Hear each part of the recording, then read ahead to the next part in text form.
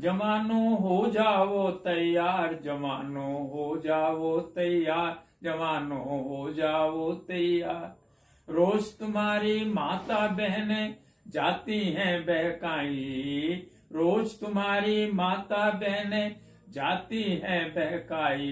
बस इसका बदला लेने को तुम हो जाओ तैयार, जवानो हो जाओ तैयार, जवानो। कितना उद्बोधन था। आप देख रहे हैं इतिहास व आंदोलन का प्रतिबद्ध अंबेडकर जनसंचार। नमस्कार, मैं साक्षी गौतम। गीत और संगीत परिवर्तन की चेतना को प्रभावित करता रहा है, विशेष तौर पर समाज के उपेक्षित, दलित, शोषित, पीड़ित कहलाने वाले अछूत व शूद्र समाज व नारी समाज में क्रांतिकारिता की भावना गायकों ने मंचों पर गायकी द्वारा समाज परिवर्तन में अपना महत्वपूर्ण योगदान दिया, जिनमें महिलाओं ने भी गीत लिखे व गाए, पुरुषों ने भी गीत महापुरुषों के जन्म से लेकर उनके आंदोलन में भी गीत लिखे और गाए। ऐसे कौन कौन से गीतकार रहे जिन्होंने समाज परिवर्तन की धारा को प्रभावित किया? ऐसे अनेक मुद्दों पर बुद्ध व अम्बेडकरी आंदोलन के दर्शन व प्रखर विद्वान एडवोकेट गुरु प्रसाद मदन जी से करते हैं बातचीत। अब मदन जी, आपका हमारे चैनल पर स्वागत है। सबसे पहले मदन जी, आपके पिताजी महाशय भिक्खू लाल जी स्वामी अच्युतानंद जी द्वारा चलाए गए आदि हिंदू आंदोलन से जुड़े रहे। उस समय आदि हिंदू आंदोलन के मंच पर किस तरह के गीत गाए जाते थे? जो आदि हिंदू आंदोलन के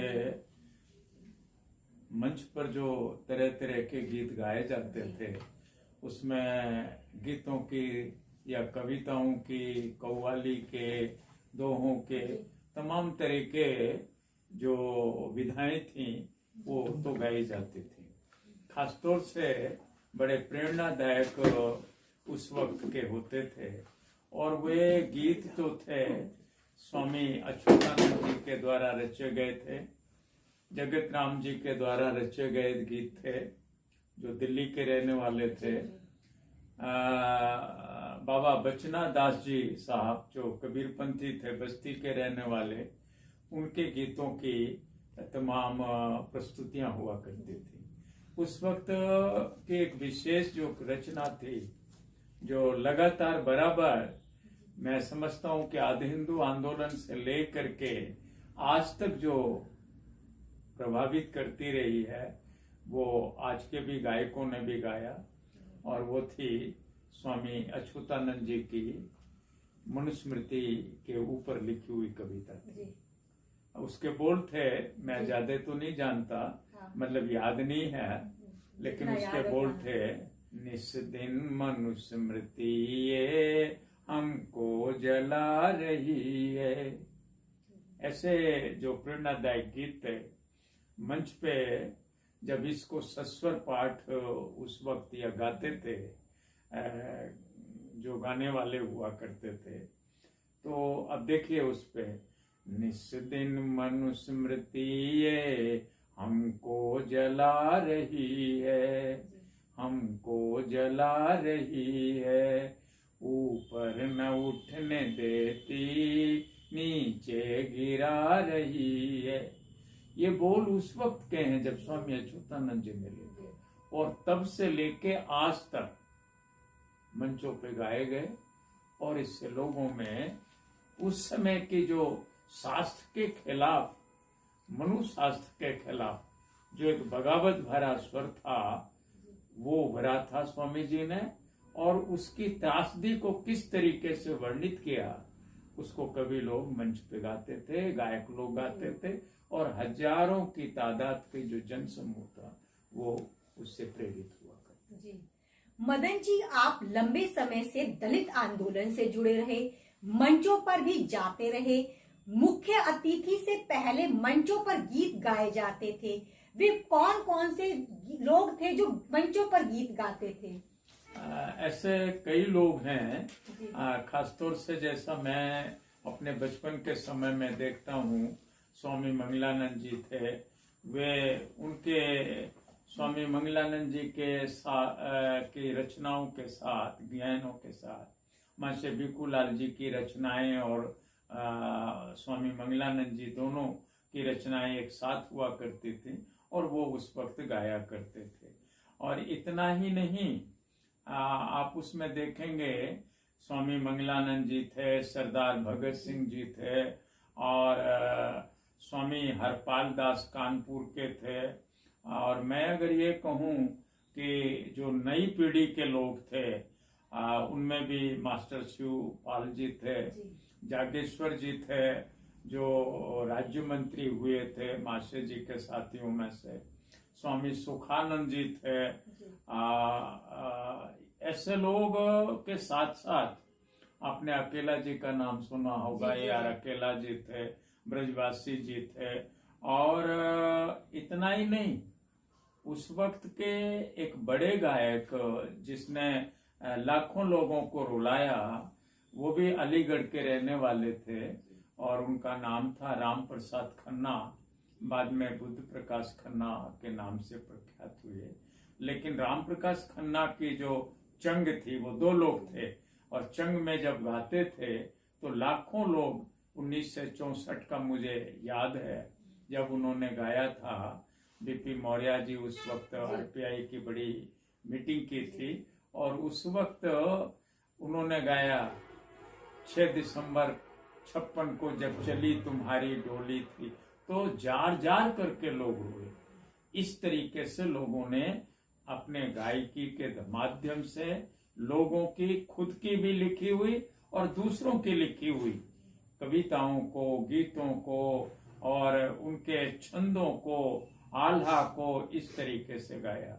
उस समय आपको याद होगा तो नहीं, मैं नहीं जानता कि आपको याद है या, लेकिन मैं जो मनुस्मृति के ऊपर जैसा स्वामी जी की थी, ऐसे ही स्वामी केवलानंद जी की एक बड़ी कविता थी और जो बराबर गाते रहे और आज भी लोग गाते हैं उसको, जिसका बोल था, मनु जी तुमने वरण बना दिए चार। ये जिकड़ी भजन है, मेरठ की तर्ज पे थी और इसको मेरठ की भजन जैसे कहते हैं। खासतौर से जब आर्य समाज का एक प्रभाव था, आर्य समाज के जो भजनिक लोग हुआ करते थे वो मेरठ की इस तरीके की जिकड़ी भजन में गाते थे। लेकिन ये तो लोग कहने लगे कि आर्य समाज की जिकड़ी का भजन है, लेकिन ये भजन तो लोकप्रिय थे, ऐसी विधा जो थी। और उसमें उन्होंने कहा, मनु जी तुमने वरण बना दिए चार, जा दिन तुमने वरण बनाए, न्यारे रंग बनाए क्यों ना, गोरे ब्राह्मण लाल छत्री, पीले बनिया बनाए क्यों ना, शूद्र बनाते काले वर्ण का, पीछे को पैर लगाए क्यों ना, कैसे हो पहचान पोप जी, कहने में शर्माए क्यों ना, कंचन के बर्तन में, लोहे के बर्तन में दीनों, कंचन का पानी डार, मनु जी तुमने वर्ण बना दिए चार। बड़ी लोकप्रिय ये भजन था और हजारों हजारों आदमियों को प्रभावित किया। कितने अच्छे तर्क दिए। और उस तर्क के अंदर देखिए ना क्या कहते हैं, ब्राह्मण कहते मुख से पैदा, मुख फाड़ फिर आए क्यों ना। यानी जिस तरीके मुखमा सिद्ध बाहु राजन्य करता, जो ऋग्वेद के पुरुष सूत्र में ये मंत्र है, जिसको कहा जाता है चातुर्वर्ण व्यवस्था की उत्पत्ति का ये मंत्र कहा जाता है, या उस बात को किस तरह के, मनुस्मृति में भी यही है, मुखमासिद बाहु राजन्याकृता। यहाँ तक कि ऋषि दयानंद जी ने भी अपने उसमें लिखा, संस्कार विधि में रखा इसको। तो मैं ये जो बात कह रहा हूं कि उस वक्त के किस तरीके का तर्क किया है, और वो तर्क किस तरीके का है। वो कहते हैं ब्राह्मण कहते मुख से पैदा, मुख फाड़ फिर आए क्यों ना। क्षत्रिय कहते भुजा से पैदा, भुजा फाड़ फिर आए क्यों ना। बनिया कहते पेट से पैदा, पेट फाड़ फिर आए क्यों ना। चारों वर्ण भग द्वारे निकले, कहने में शर्माए क्यों ना। कंचन के बर्तन में दी, लोहे के बर्तन में दीनों, कंचन का पानी ढार। मानू जी तुमने वर्ण बना दिए चार। ये गीत हारमोनियम पे भी, वैसे भी मंच पे और बड़े गाए जाते थे।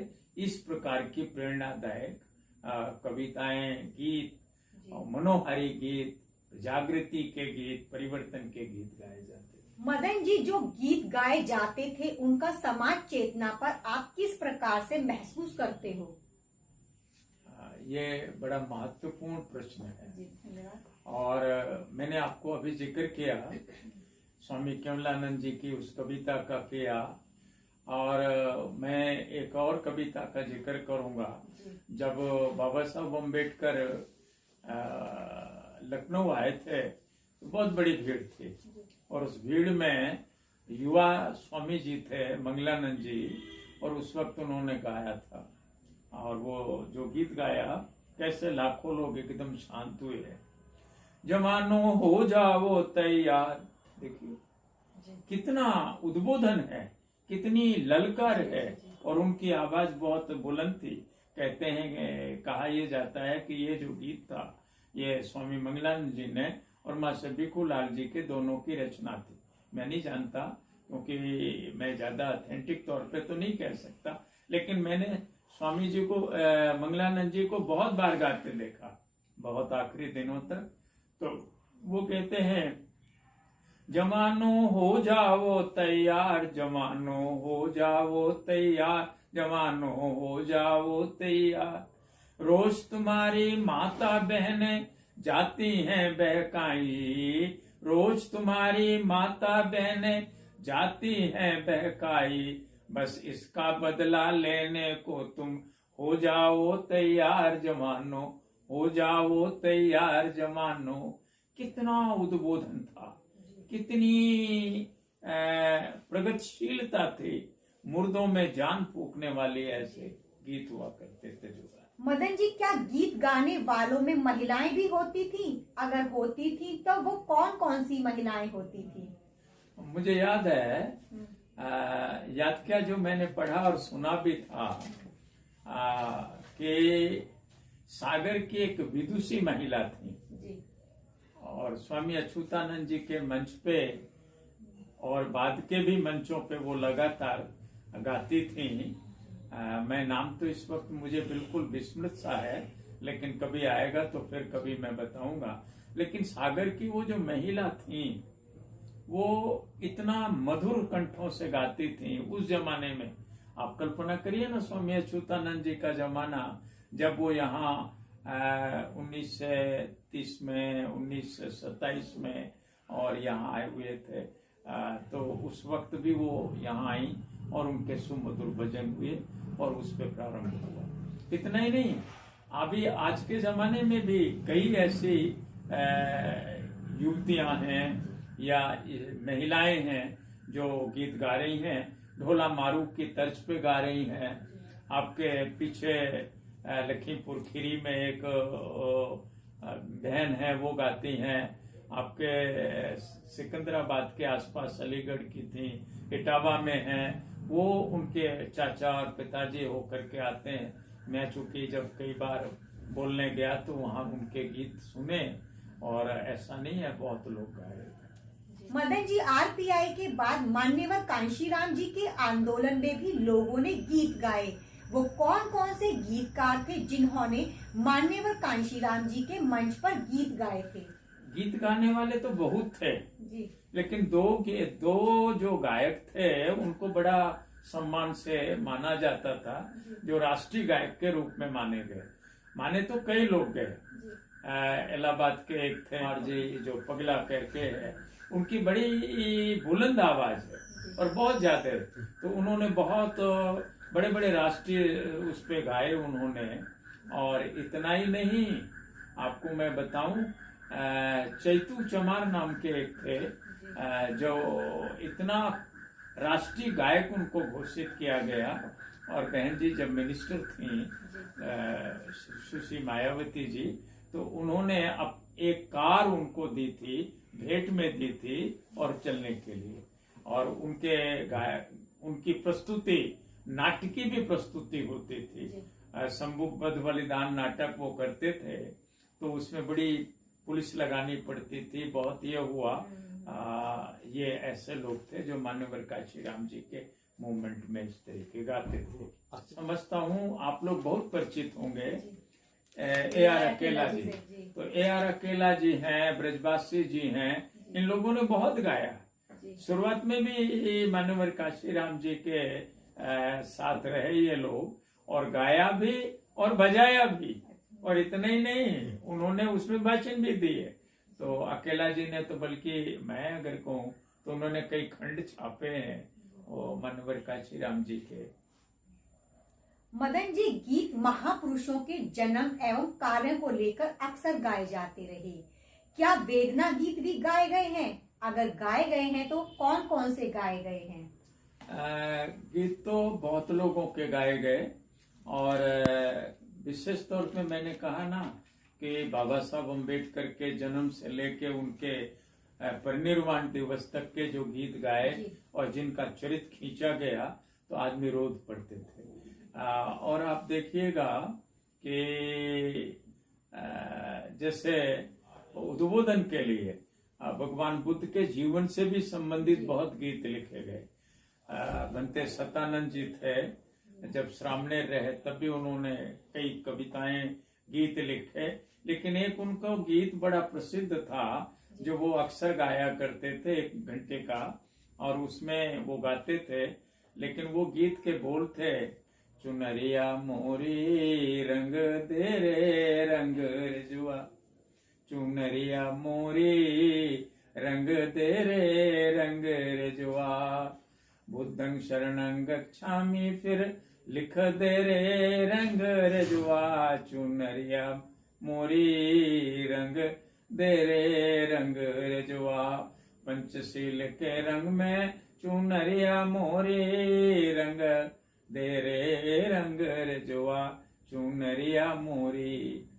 इस गीत को भंते सतानंद जी ने इतना लवलीन होकर के गाते थे, इसको हारमोनियम पे बजाते हुए, और 1 घंटे में उनका ये व्याख्यान, इसमें चूंकि ऐसी कहानियां हैं। और ये गीत आपको आश्चर्य होगा, ये गीत मैंने लिखा था, और ये गीत 59 के आसपास लिखा गया था। और ये एकदम मैं विद्यार्थी था, लगभग 9वीं या 10वीं का था। और बाद में फिर ये सोने वालों जाग उठो पुस्तक में भी गीत में आया, इस तरीके के। साथियों, ये थे जो अंबेडकर आंदोलन को लेकर के जो गीत गाए गए थे। बाबा साहब अंबेडकर का जो आंदोलन पहुंचा, वो गीत व संगीत के माध्यम से आगे बढ़ा। इसी से हमारा जनसंचार भी आगे बढ़ रहा है। और हमने इस पर विशेष जो चर्चा करी, हमारे मदन जी ने हमें बहुत विस्तार पूर्वक गीत समय के जो गीत के जो साधन था, जनसंचार का जो साधन था, वो एक गीत ही था। आपको ये हमारे गीतों पर चर्चा कैसी लगी, हमें नीचे दिए गए कमेंट्स बॉक्स में लिखकर जरूर बताएं। मिलते हैं फिर एक नई सी तरह की चर्चा के साथ। तब तक आप मुझे दीजिए इजाजत। बहुत बहुत शुक्रिया आपका।